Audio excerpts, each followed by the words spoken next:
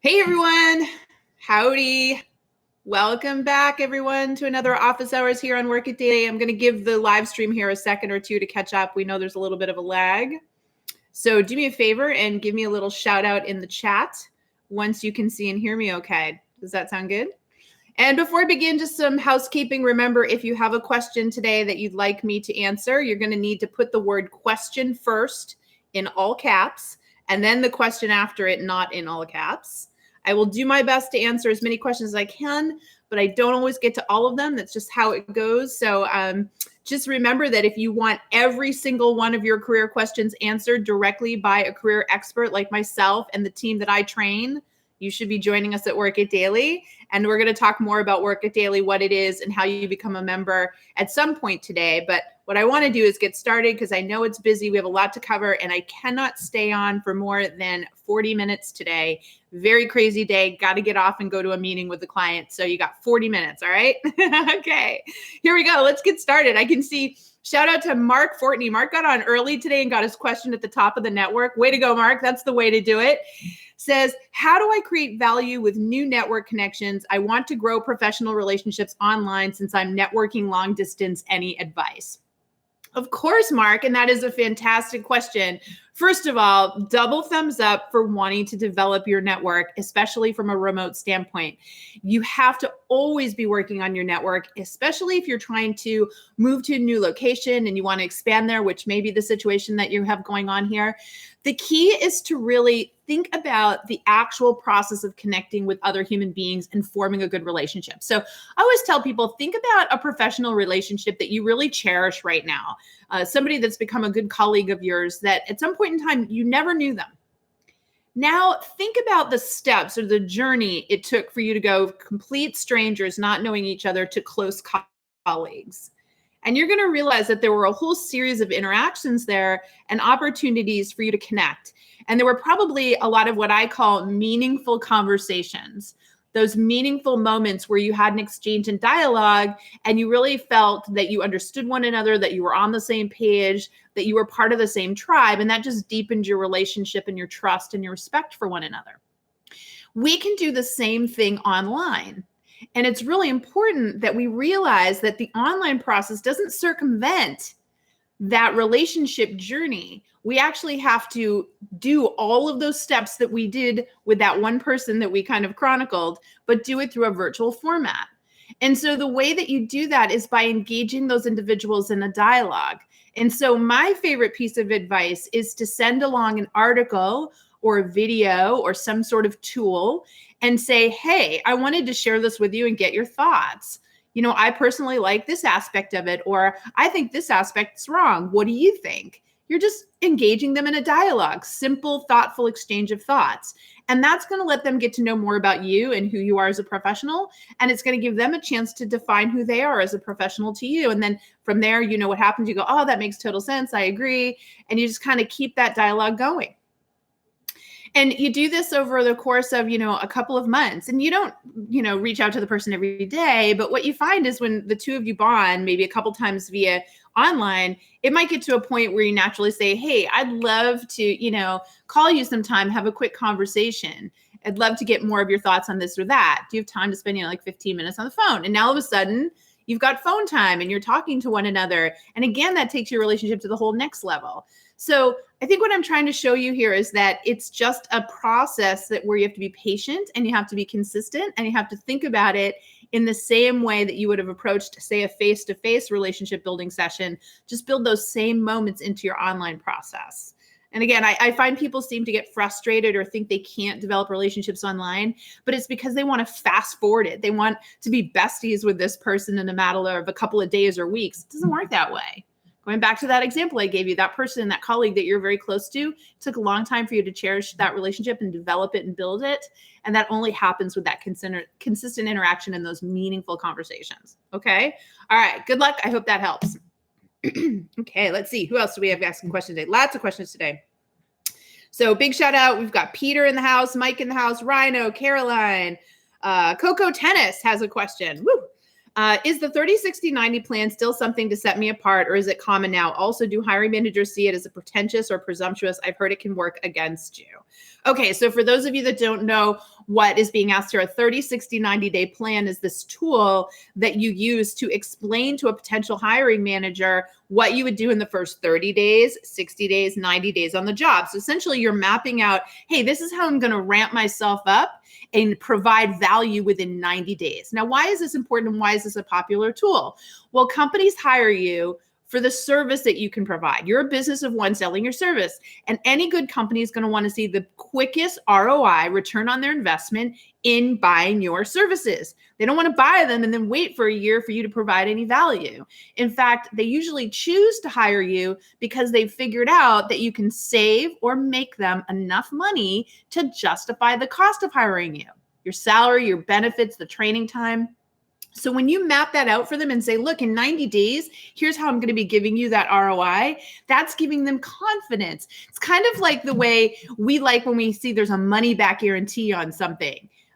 We say, okay, well, if it's not working out, then I know that I can get my money back. Well, you're not going to give money back for a job that you do. So instead, what you're saying is, here, let me make it so obvious and clear for you that this is how I'm going to produce you value, that you're not concerned and that you want to hire me. Now, it has become more and more popular. It's actually something I've been teaching for many years inside Work It Daily. In fact, we have an entire tutorial on how people create a 30, 60, 90-day plan. My problem with it is then the thing got popular, and there are lots of so-called gurus out there telling you should do one of these plans, but you have to be careful. You don't always do this plan in every situation. You have to read the audience. You have to know if the employer that you're interviewing with would appreciate and value this. The other big mistake I see is these gurus telling you to do it right away. Go in your first interview and present a 30, 60, 90-day plan. This is an epic fail. One of the key reasons you wait to do a 30, 60, 90-day plan is that you have to have several interactions with the company in order to inventory and question and assess and understand their situation so that you can put together a proper 30, 60, 90-day plan that is completely tailored and customized to them. And so you can't just go in there and say, hey, we've never met, but I know exactly what you need, and this is what I'm going to do in 90 days. Think about that. Anytime somebody's tried to sell you and told you what you need to know and that they understand you and you think you don't know anything about me, it really rubs you the wrong way. Well, this is what backfires when you mention that. I have seen this backfire on people because they gave a 30, 60-day plan too early and they didn't assess their audience to determine that this probably isn't a company that wants one. Now, you're going to see some buy signals from an employer if they're bringing you in for multiple interviews. If they have you meeting with panels of people because your job interacts with several different types of groups, when the interview process gets more complex and more drawn out, this is a company that's making a very thoughtful and intentional decision. So in the very late stages of an interview process like that, it can be a really good idea to put one of these together. And then what you do is you put it together, you bring it, and at some point in time, it comes up in the conversation. You can say, because of all this interviewing that we've done together, I actually, for my own self, put together a 30, 60, 90-day plan to really think about how I would hit the ground running here. Happy to walk you through it or leave it behind or send it to you after the fact so that you can take a look at it. That way you're not pushing it on them, but you're able to tell them why you chose to put one together, which once again shows just how thoughtful and intentional you are. So the short answer is, yes, they're popular, but still usable, but only in the right situations and at the right time. All right. So let's keep on going. Hi, Hitesh. Hitesh is saying, can you give me some samples for digital marketing resume as a fresher? I cannot give you that example. I will not give you that example. And let me tell you why. This gets me so, are you going to get me on my soapbox about this? I get really frustrated when I hear people running all over the internet looking for templates that they can just copy and paste. You are a unique person. No two people are the same. And so there's a framework, and I guess if you want to call it a template, there's a framework that every resume should follow. So in that case, it might be called a template. But what I don't want to see people do is copy and paste the templates of other people, because that isn't going to work for you. So inside Work It Daily, what our members do is they watch a video tutorial. And in this video tutorial, we break down what goes in your resume and why. And we explain why a recruiter is looking for it, where they're looking for it, and why it needs to be in a particular format. And then what you do is you can take a framework, we'll call it a template, but you actually make your resume the way it should be based on these guidelines. So that's very different than going out there and saying, oh, download these 5 templates off the internet. I'll tell you, I get so frustrated. I have people coming in all the time to Work It Daily. One of the things that we do is that our career coaches look at your resume, they look at your LinkedIn profile, they look at your cover letters, and they tell you what's wrong with them and how to fix them. And I look at hundreds of resumes every single week as part of the platform. And I see so many times people have used this template that I've seen out in the universe. They just found it somewhere. And it's a template that recruiters can't stand. And they wonder why they're not getting any traction. So please don't use any free templates off the internet, folks. You still need to understand the content and where it goes and why it goes there and how recruiters are going to respond to it. Because that template might need to be switched around based on your criteria in order for it to work for you, the order of it or the layout. It's only an initial framework. You then have to fix it to match your information, your unique information with that of what the recruiter needs. So it's a more complex process than that. Now I'm going to say all that, and then I'm going to tell you writing a resume is easy. It is easy when you know why recruiters need what they need and where it should go. And so it's more important to learn how to write your own resume than it is to just follow a template. It makes a huge, huge difference. And even if you learn how to write a resume and you get it fully optimized and you come into our program and we give you a double thumbs up, it is not the thing that's going to get you the job. Not having a good resume can get you out of the running, can get you removed from the running, but just having a good resume isn't enough. Thinking that if your resume is optimized, you're going to get all sorts of job interviews online is a complete and utter lie.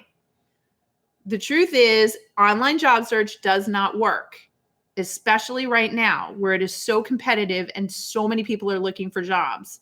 You have to go around the online process. You have to know how to get the resume directly in people's hands. And that's a process that you need to learn. And if you don't, your job search is going to take 3 to 4 times as long, a really long time. So if you want to speed up your job search, learn how to write your resume for your skills. And more importantly, learn how to do a proactive job search so that you can go around the process and talk to people directly so that you can get hired faster. Okay? All right. Let's see. We've got Sandra in the house and Mary and Delma. Welcome, welcome. I think I'm saying this right. Sharafat? I hope I'm saying that right. I know it's always hard to pronounce.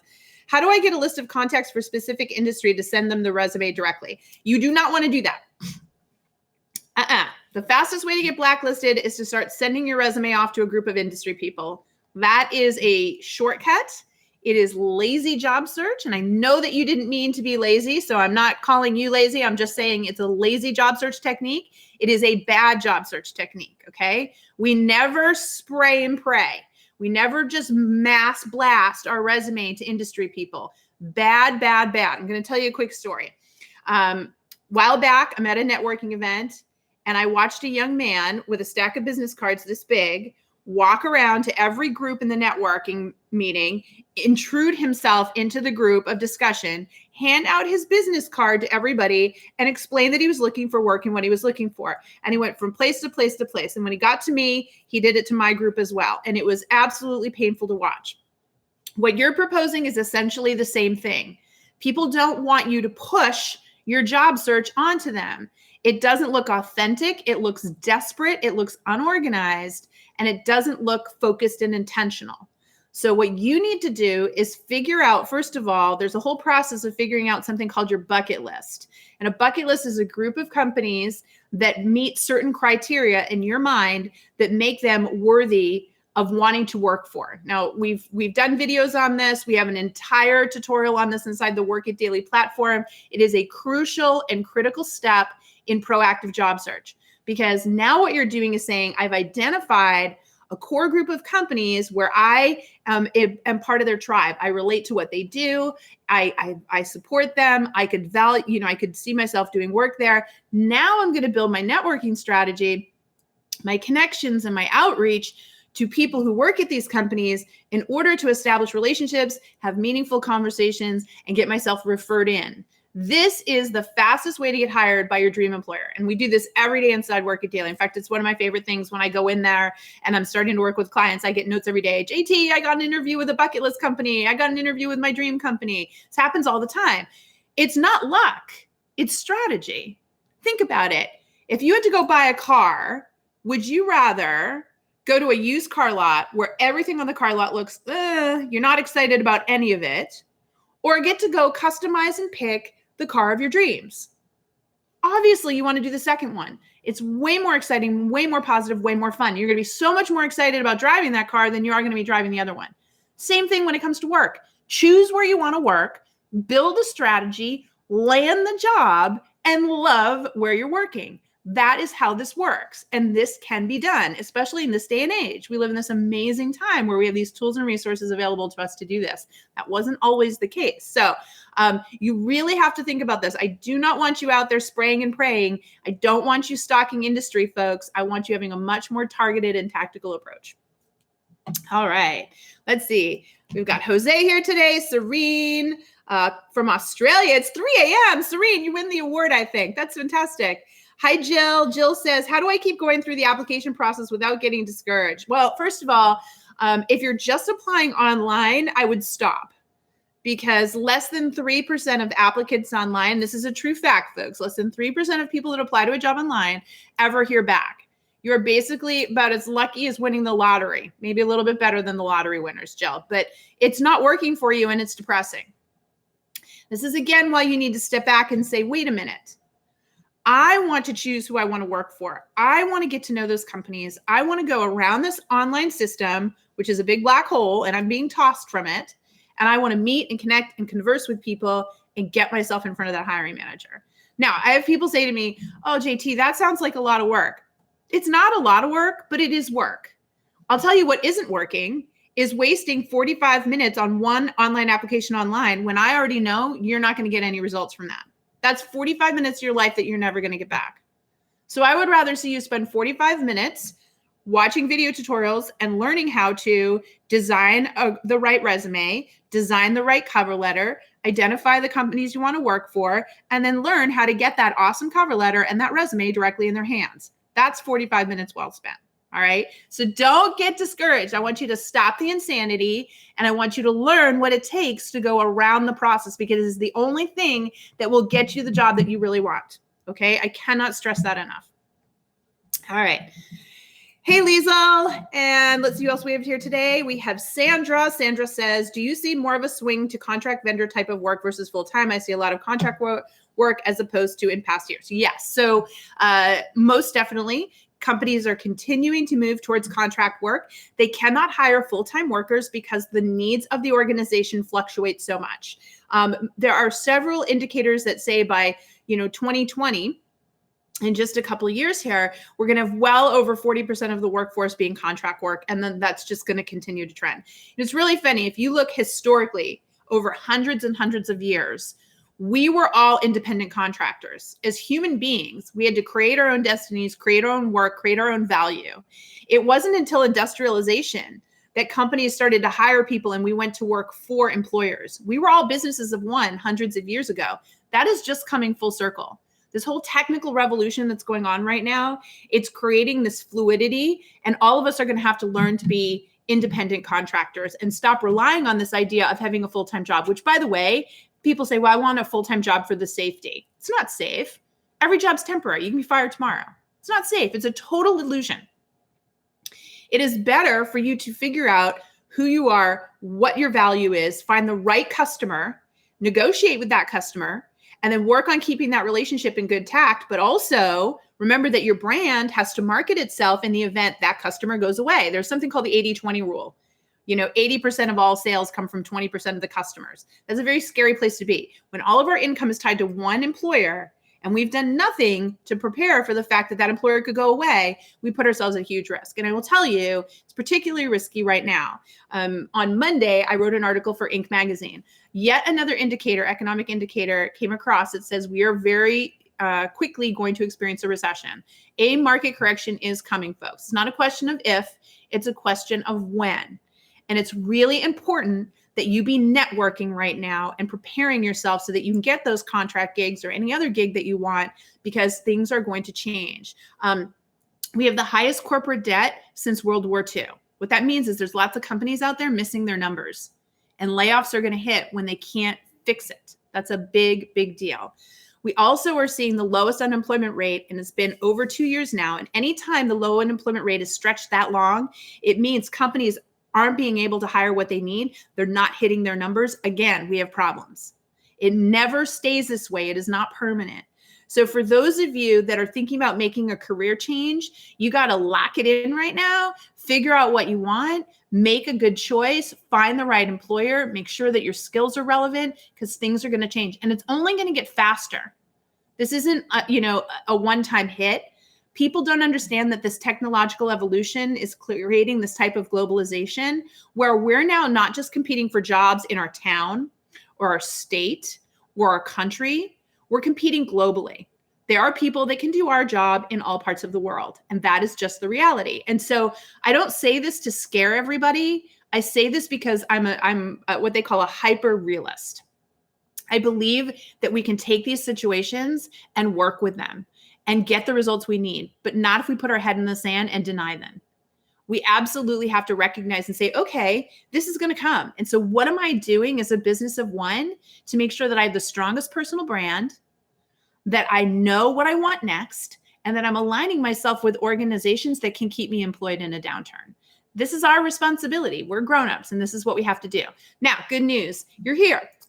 So pat yourself on the back, because things like this session and getting more knowledgeable about your career and what it takes to succeed, this is a competitive advantage. There are hundreds of millions of people out there, head in the sand, not working on their career. You are not one of them. You are here. And the more you invest time and energy in getting super knowledgeable about being a business of one and being successful, the better off you'll be. Okay? So just keep doing what you're doing and invest time and energy in yourself. Okay? So that's actually a good stopping point for our public service announcement. And then I'll keep taking questions. Don't worry. Remember that this office hours every week is sponsored by our company, Work It Daily. And Work It Daily is a virtual career coaching platform. We provide career coaching, expert career advice in a subscription service. Okay. So just like you need an accountant, a doctor, a dentist, a lawyer, personal trainers, anybody that you want to get better results in your life, usually go to professionals, right? Well, your career is no different. But what we've done is disrupted the entire career coaching model. You don't need to work with a super expensive career coach. You don't need to set an appointment and go visit them. You have 24/7 access to all of our cutting edge career tutorials that explain how to do absolutely everything that you need to do to succeed. And you become part of a private coaching community. And it's on Slack. And what that means is you go inside, you can message the career coaches, myself and my team of experts, and we respond to you within 2 business days, usually sooner. And we'll answer your questions and we'll look at your materials. Like I said, resumes, cover letters, all these different things.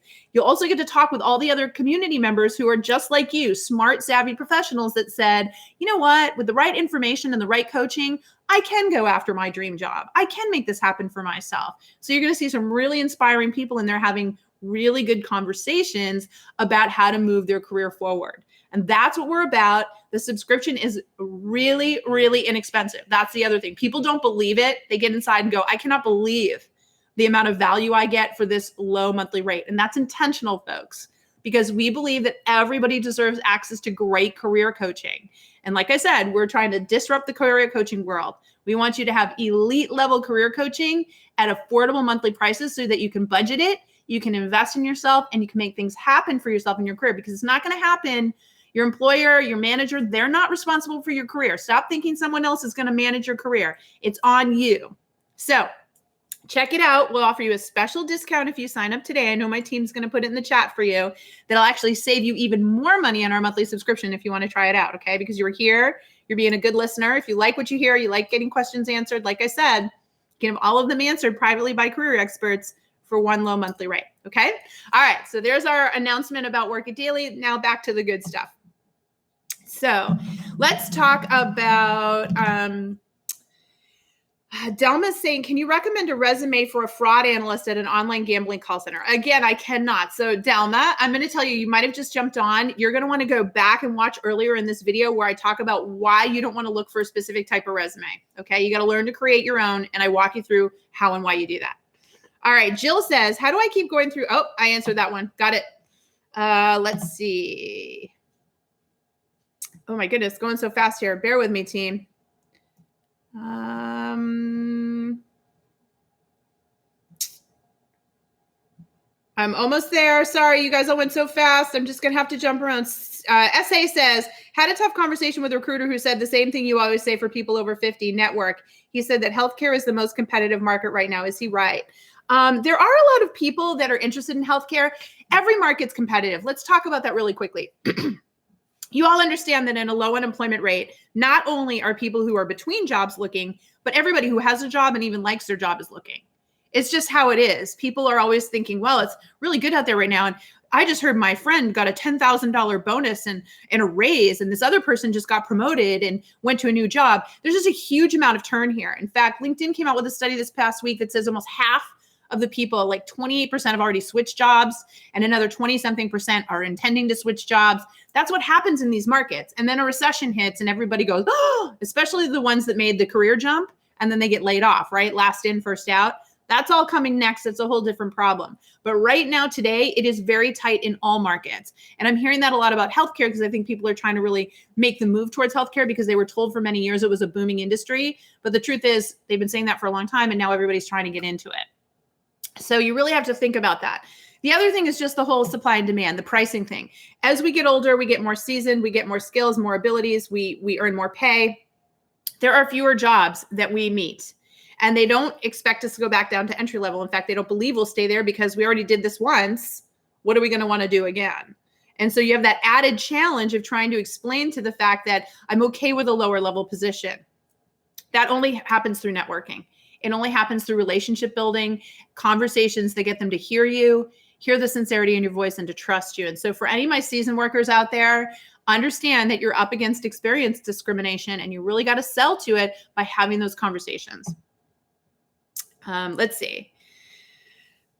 Diana says, could you please give some tips on getting an application through the ATS system? I cannot, Diana. I absolutely cannot. There are no tips I can give you to get it through the ATS system. And please don't let anybody out there tell you there's such a thing. I get really frustrated when I hear about resume writers who charge hundreds and thousands of dollars and say, my resume is going to get you through the ATS. It's a bunch of baloney.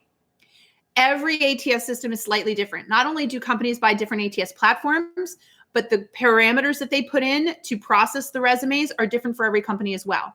So I could give you advice for one, and it would be different for the next. I would never give that kind of advice because it's false advice.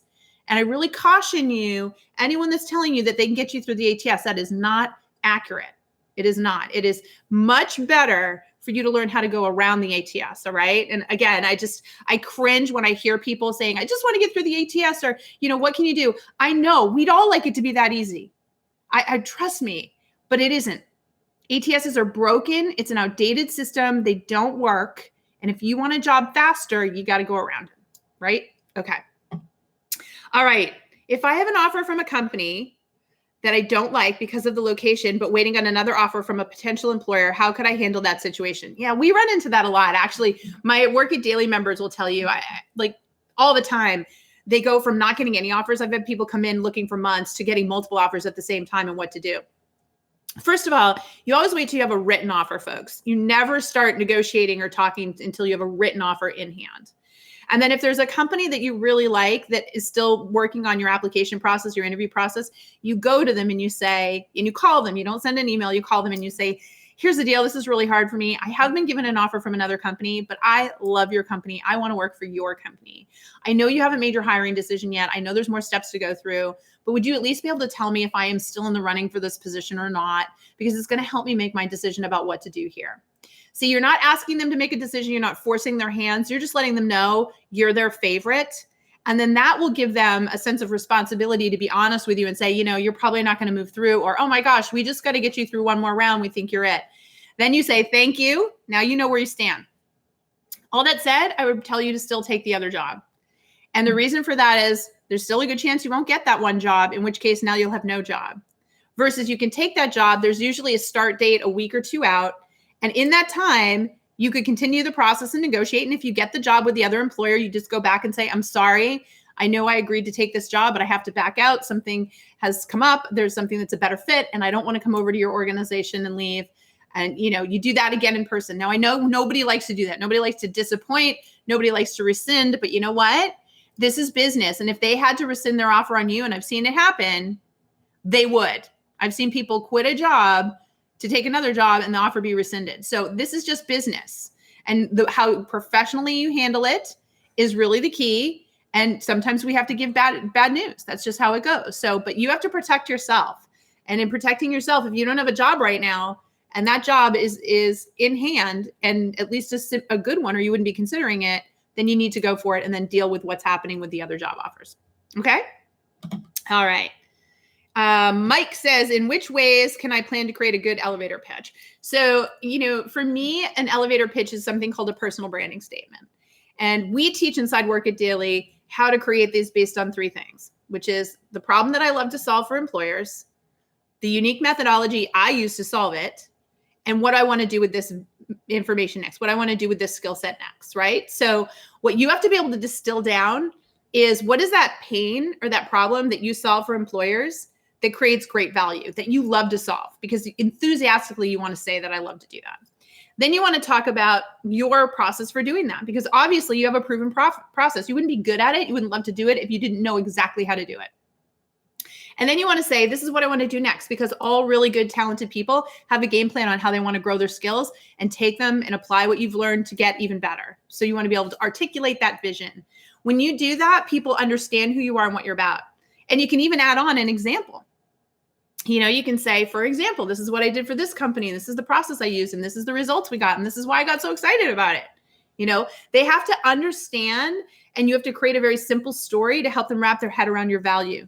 That's how you're more memorable. So it's not an elevator pitch, because pitching sounds very salesy. It's personal branding. It's telling your story in a concise way that is memorable.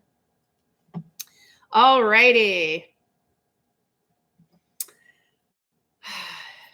Dr. Dermick's girl says, how and when should one address negative inflammatory news items about them that appear on a Google search? These are things that can't be removed, like unflattering Facebook photos. Wow. Yeah. So folks, this is so funny. We just had this conversation actually in the office recently about social media. We all learn that we shouldn't put certain pictures out there that are unflattering, things that happen. And so we've all become more aware of that. But if you can't take things down, I think it's really important that you counterbalance them with things that are equally positive. So understanding what a personal brand is the first step in the process. And then building a personal brand on your social channels so that there's just as much good as there is bad is really, really important. So if you were into a certain industry, you would want to become, what am I the industry expert on? What do I have a lot of knowledge on? I want to share that knowledge. I want to give people value. I want to serve my network. I want to serve my community by providing them with tools and resources and tips and videos and things that'll educate them. And in educating them on that, I'm also educating them on who I am as a professional. And so I would say that in situations like that, you need to double, even triple down on your personal branding efforts so that you can really raise the bar in terms of the content that's out there about you, the quality and the quantity of the content out there about you. Okay. I'll give you a little hint, secret too. You guys didn't hear this from me, but very soon we are going to be announcing a personal branding course. It will be separate from our subscription, more details to come, but it's going to be a really amazing opportunity for you to learn about personal branding from us. So keep your eyes peeled for that. I'm sure we'll do a big promo when the time comes. Let's see. Judith says, greetings from Wisconsin. Awesome. So do I send my resume for review with a PDF after completing the video or through Slack at the end? Oh, so Judith has a question about Work It Daily. So what you do is you watch our video, you create your new and improved resume based on what you learned. The video is literally 30 minutes. You'll have a new resume in an hour. And then you save it as a PDF and you send it inside our private Slack group, which you were given an invitation to when you join us.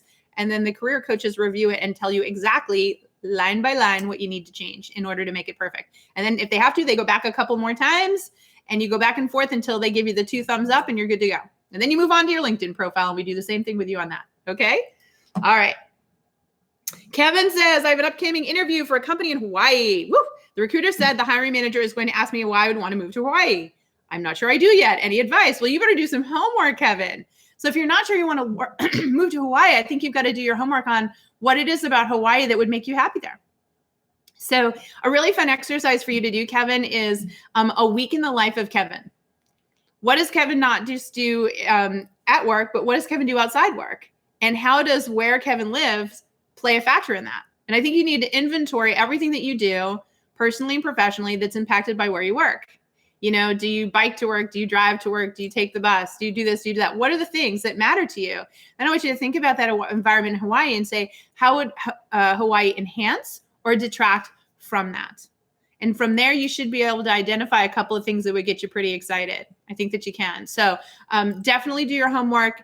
And then that way you would have a story to tell. I mean, how great would that be? And say, well, I'm glad you asked me that question because I started to think about it. What would it be like if I lived in Hawaii instead of here? So I thought about my week here and I thought about how my week would change in Hawaii. And here's a couple of really cool things that I thought of. And this gets me excited about living there, right? The other thing I would say is that, you know, you really want to talk about how environment affects your work or does it affect your work? Because I think that's what they're looking to understand. They don't want you to move there and hate your life. And so you've got to be able to demonstrate and talk to them about how you're going to make sure that you love your life once you move there. Okay? All right. Todd is asking, can previous managers and recruiters blacklist you on various job platforms? It depends. So they can't blacklist you on something like LinkedIn, you know, Glassdoor, Indeed. That's not how it works. Blacklisting happens very much behind the scenes. It can happen in like a private recruiter group for a certain vertical industry. So maybe they're all part of a private Facebook group about healthcare in Dallas, Texas. You know, it's going to have to be localized enough that they would know each other and trust each other. But there's not some big blacklist out there in the recruiting world where that happens. It's usually more a question of your resume or your LinkedIn profile doesn't add up and they're looking at it and very skeptical. So, you know, people make huge mistakes on LinkedIn and their resume in terms of how they brand themselves. That's such a big part of what we teach people because they do it wrong. And one of the things that they do is they either give too little information or too much information. Both of those send the wrong message, especially the over information. That implies that you are desperate, that you've got something to try to impress them, that you're trying to hide something. So I think my bigger question to you would be, what do your career tools look like? And is there a chance that maybe accidentally you're sending a message that's giving recruiters a pause, you know? Let's see. Oh, shout out to Michael Townsend. So great to see you here. Really, really good friend. Let's see. Stephanie says, now that I have a new job, how should I update my LinkedIn profile? Is it okay to connect with all of my coworkers or should I wait? That's a great question. So first of all, it's exciting to have a new job. Congratulations. Job jam for you. You can go ahead and update it now. If you're on the new job, you know, I usually say give it 1 full week just in case you get there and something happens. But after 1 full week on the job, you're feeling good. I would post that you now work there. And then I wouldn't go hog wild and ask everyone to connect with you on LinkedIn. I would just start with a few of the people that you're working with and trickle away at it. You know, you could set a little reminder in your calendar. You know, every Wednesday, I'm going to ask 1 or 2 people in the organization to connect with me, just so it doesn't feel too overwhelming. Or maybe after you meet someone for the first time, you have a really good conversation with them at work. You can say, hey, you know, I'm so glad we're coworkers now. I thought I'd connect us on LinkedIn. Just don't get too crazy with it because it can look a little much, right? So pace yourself with that. Excellent. Pranav says, how to make the best use of career fairs at the university. Okay, that's a great question. So I've got room for 2 more questions, and this is one of them. So job fairs, here's my thoughts on them. First of all, do your homework. Do not go to a job fair if none of the companies there are on your bucket list. There's no point in you going if these aren't companies you want to work for. If they are companies you want to work for, you want to do your homework in advance, and you want to determine why. And again, there's some really specific criteria that we teach you. It's not, I heard they've got great benefits. I heard they pay really well. You know, it's none of that. They already know that about themselves. And you look really selfish when you say those things. What you need to be talking about is how you feel connected to the company, what it does, its products, its services, its customers, etc. Now, once you've done that homework, you've identified that, now you're going to that job fair with a purpose. And you create that list of the 4 or 5 employers out of the hundreds that are going to be there that you want to go see. And you're able to walk up to them at the job fair and say, hey, I am so excited to meet somebody that works at XYZ company. You are on my bucket list. There are 5 companies here that I really admire that I wanted to meet. And you're